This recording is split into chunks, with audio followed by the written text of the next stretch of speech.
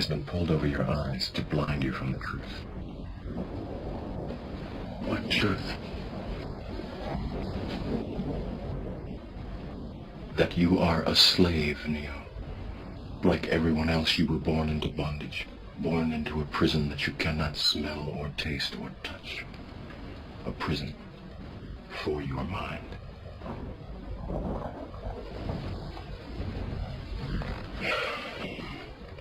Unfortunately, no one can be told what the Matrix is. You have to see it for yourself.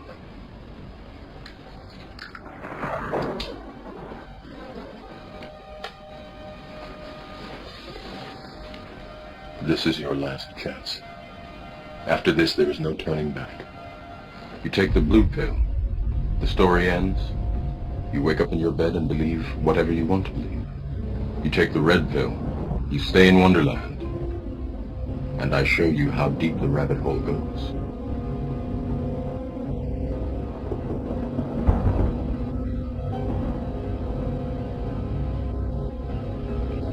Remember, all I'm offering is the truth, nothing more.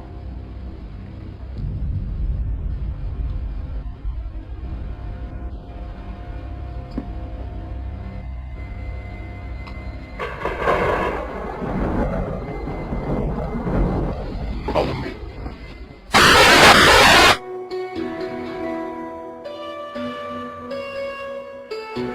A common misconception among people is that any rule or regulation that governs them falls under one category, law. But there are many other forms of law that people abide by without realizing that they simply do not apply to them.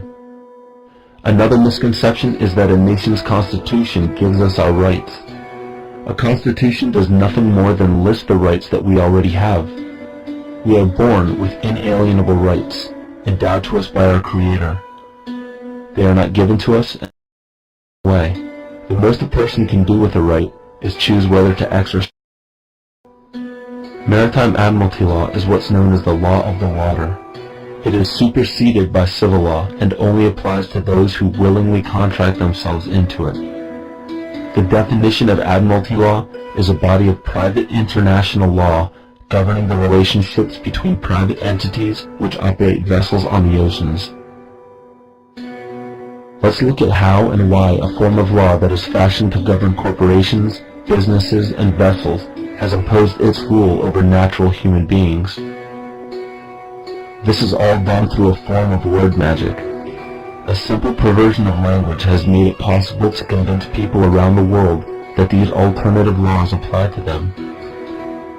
One of the predominant beliefs in modern culture is that licenses, permits, registrations, and other forms of documentation are required to operate motor vehicles, use public roads, build structures and establishments, engage in free enterprise, and much more.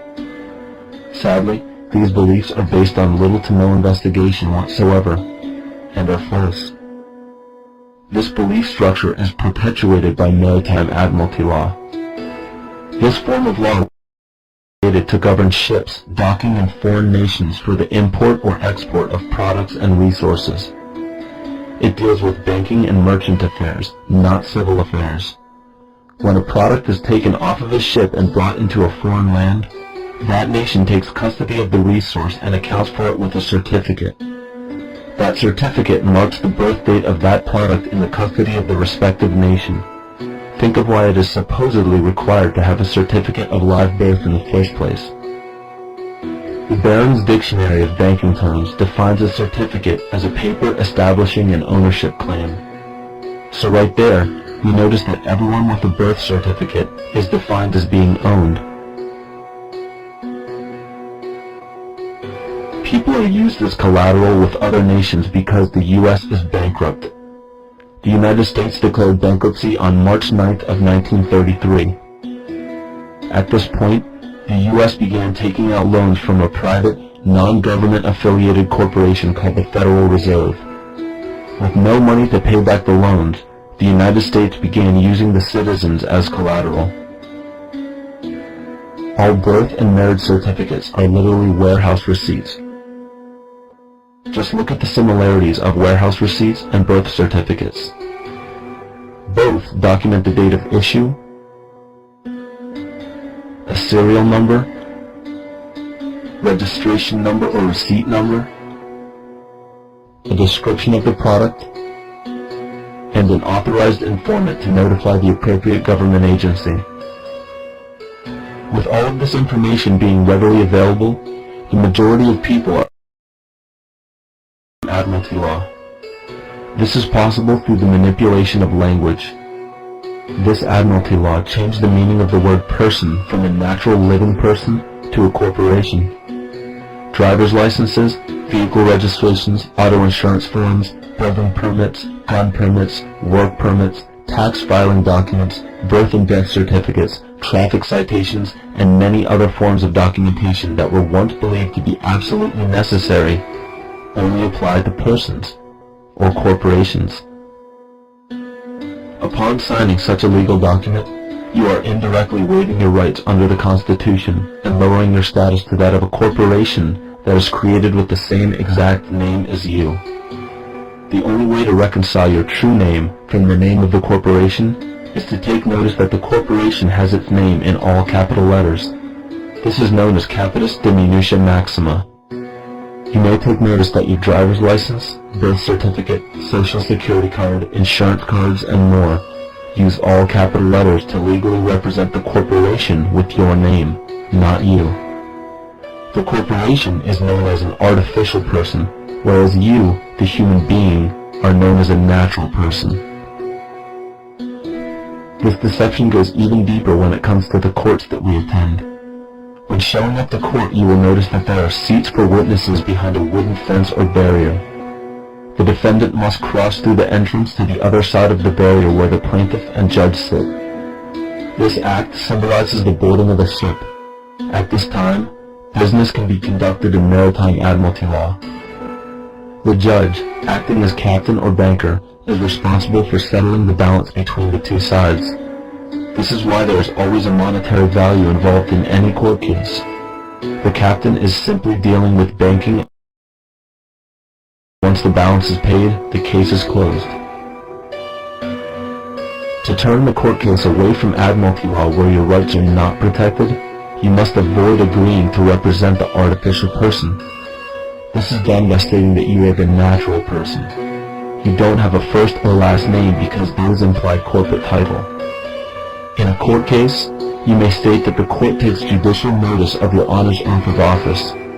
Every judge must office to practice law, yet you must make it clear to the court and the jury that the judge is acting as judge and not banker.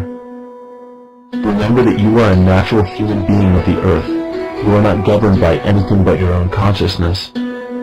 Laws are created within a society. The society that created the laws we see being enforced today is called the Law Society.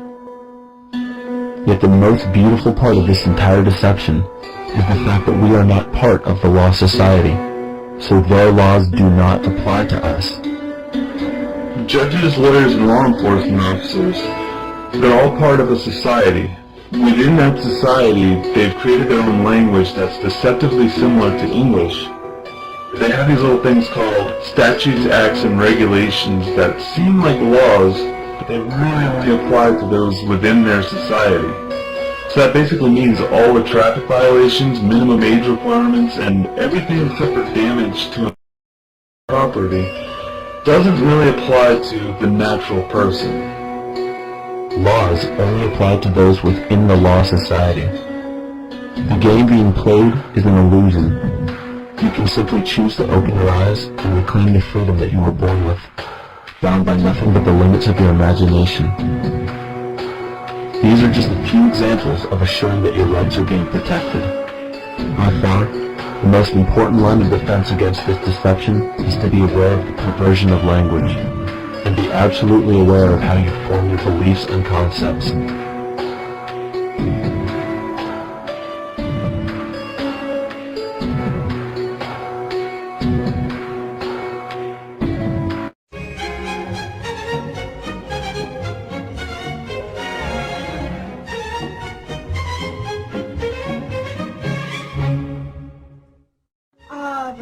government.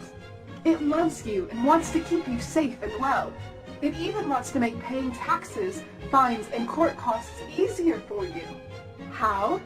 Well, you'll need to meet your straw man. He was born the same day you were. He looks like you, has the same name, and lives in your house, but you never knew he existed. You will have even paid his parking tickets or taxes. The worst part? He's been dead from day one. From every birth certificate, a legal personality, or legal fiction, is created with the same name to confuse little old you into thinking it's you. So, there's a human you and a paper you, or as it's commonly known, a straw man.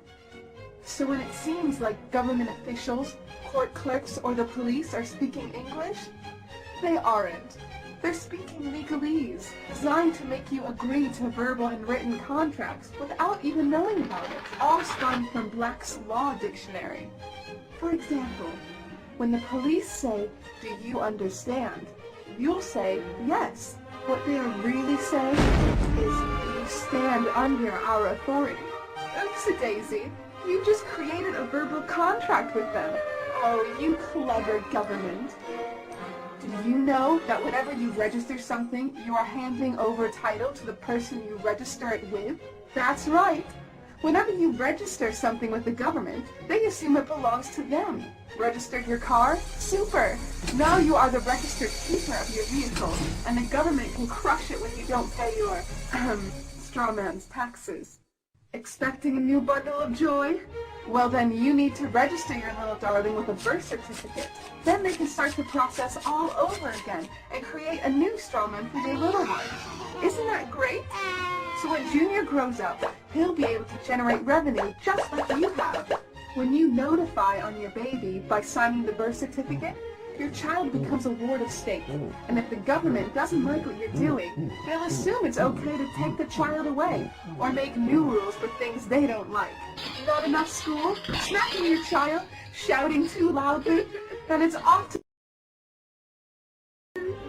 When you get a bill, it's sent to you, but belongs to your straw man, not you. That's why bills, fines, and summons start with Mr., Mrs., or Ms. Sometimes you'll see your surname in capitals, just like on a gravestone.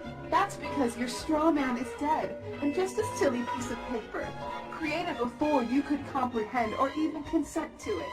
When you go to court, you represent your straw man, so you, the human, take on any costs, fees, taxes, and fines involved for the straw man. The human you doesn't even need to pay them. But you made a contract with the court by appearing on behalf of your legal personality or straw man, just like the government knew you would. Confused? Well, don't worry. The government doesn't want you to know anyway. If you knew, you'd stop paying things like council tax and parking tickets. Because when you go to court, you are representing your straw man. You are you, alive and made of flesh and blood. Your straw man, or legal personality, is a piece of paper created from your birth certificate. And you think it's you. What a silly Billy.